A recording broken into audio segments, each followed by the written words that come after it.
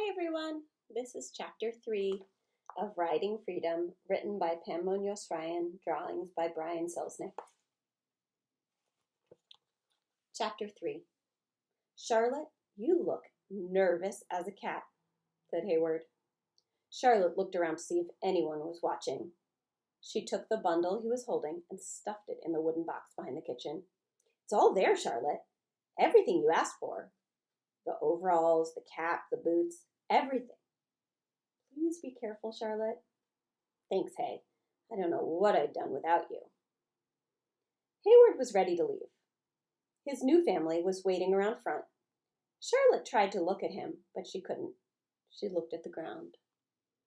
Charlotte, how will I know where to find you? I know where you'll be, she said. I'll find you again. I promise. Anyway, I got something for you to remember me. Charlotte took a narrow piece of leather out of her apron pocket. That's a repeated symbol. But that's your bracelet, said Hayward. No, I cut it in two, long ways, see? Charlotte held up her wrist. The leather she had worn since she was a baby was half as wide. She tied the other half around Hayward's wrist. He was quiet, and his eyes were wet. He put his arms around her and buried his head against her apron. Charlotte held him and ruffled his hair. She felt sick inside, like she'd swallowed something spoiled. Now get along. They'll be looking for you. Hayward straightened up. Muddy streaks ran down his face. Goodbye, Charlotte, he said, walking backwards, still looking at her. Goodbye, Hay. I'll find you. We're going to have a ranch, remember? With a big old sign that says private property, remember? And foals every spring. She couldn't finish. She choked on the tears as they spilled down her cheeks. She tried to stop, but she couldn't. They just flowed a river down her face until she couldn't see him anymore. Charlotte sat behind the wood box for nearly an hour. She felt achy and empty. Silently, her tears spent, she looked out over the pastures and wondered where she'd be tomorrow. It would be easy to stay here and just go about her business. At least she'd know where she'd be sleeping every night. She'd have regular meals. But she wouldn't have the things she loved. What did Vern always say? That the easy way ain't always going to get you anywhere. Mrs. Boyle's voice startled her. Charlotte, do you have to come out there and get the wood myself? You're good for nothing and slow as molasses. Charlotte jumped up and gathered the wood and carried it into the kitchen. She didn't want Mrs. Boyle getting her dander up and poking her in the nose in the wood box. Not today. Let me try that again. That did not make sense. She didn't want Mrs. Boyle getting her dander up and poking her nose in the wood box. Not today. Oh, she doesn't want Mrs. Boyle to look in the wood box. When Charlotte walked back into the kitchen and saw the piles of potatoes waiting for her, she realized that as nervous as she was about running away, she was more afraid to stay. Something bigger than peeling potatoes was nagging at her on the inside. But she still needed help to make her plan work, and there was only one person left who she considered her friend. I know who that was. Vern always ate dinner in the kitchen, so afterward, when he came out to the kitchen steps, Charlotte was waiting. Well, Miss Charlotte, I already been missing you, and those horses already been missing you too. Charlotte put her finger up to her lips and waved Vernon away from the back steps. When they were safely out of Mrs. Boyle's earshot, Charlotte looked at him and gathered her courage. Vern, where would somebody pick up a stage around here? A stage? Meaning a stagecoach. Well, the southbound picks up in Concord every other Tuesday and Saturday morning.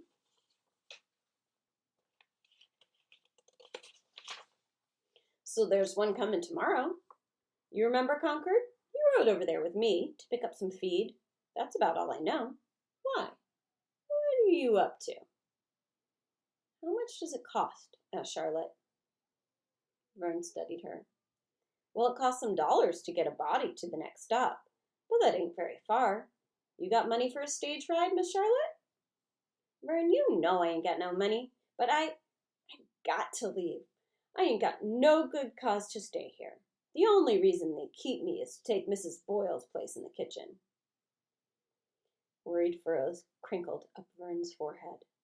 Running away is a mite dangerous thing to do, said Vern.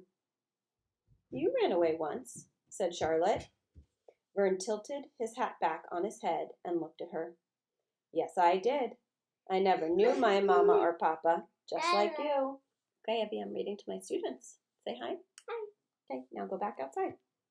But when I ran, I had folks that helped me and hid me. You're a girl. That's different, said Vern. It ain't that different, said Charlotte. Vern looked at her, then toward the kitchen. Well, maybe you're right. If anybody could wither and die in a kitchen, it's you, he said. She straightened her shoulders and looked at him directly. I'm going, Vern. He shook his head, then lowered his voice to a whisper. Miss Charlotte, anybody know your intentions? No. Almighty, you keep it that way. Vern looked around to see if anyone could hear. Now, you gotta make it look like lots of things could have happened to you, so folks won't know which way you went.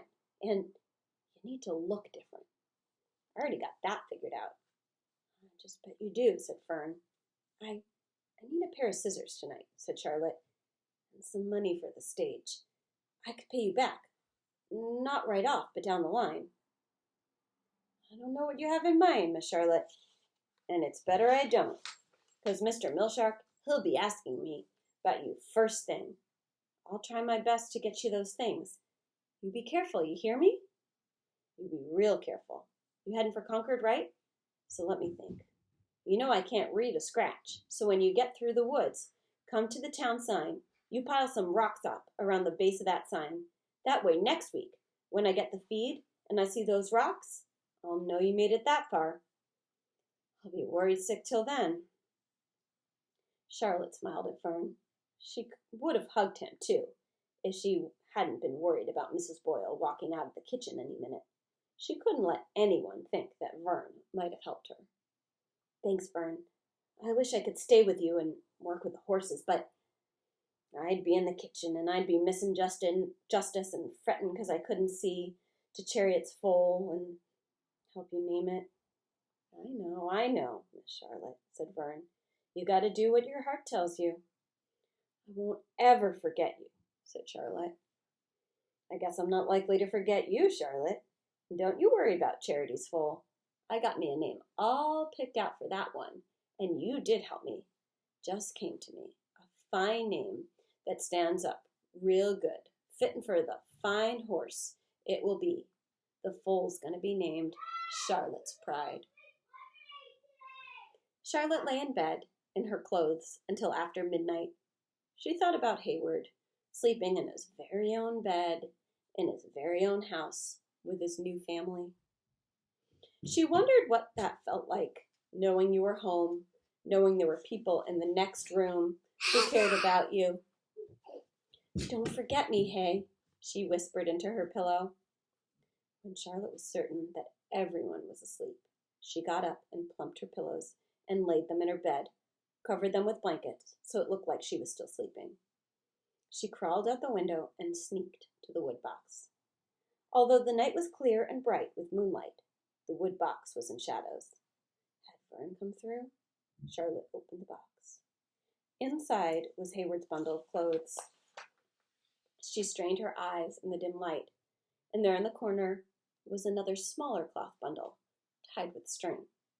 She looked back toward the barn. Thank you, Vern, she thought. She grabbed the two bundles and ran as fast as she could until she was beyond the far pasture.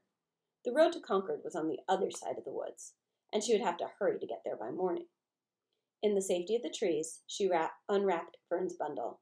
He had put the money in a little leather pouch, and there was a sandwich and the shears that they used to trim the horses' manes.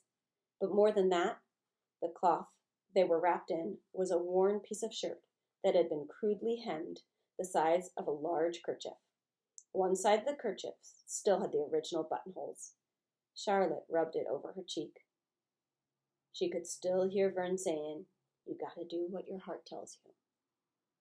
She found a pool near a fast-moving stream. Then she untied her ribbons, unbraided her hair, and shook it hard. Surrounded her shoulders like a woman's shawl. She leaned over and looked at herself in the water. "Goodbye, Charlotte," she whispered. With a trembling hand, she picked up the scissors and cut off a hank of her hair. With every snip, long locks landed in the water, floating downstream in the strong current. She had never cared all that much about her hair, but now she ached for it as it disappeared. She dropped her hair ribbons in the water, and like silky snakes, they drifted away too. When Charlotte stood up, she was surprised at how lightheaded she felt, as if those braids had been holding her fast to the ground.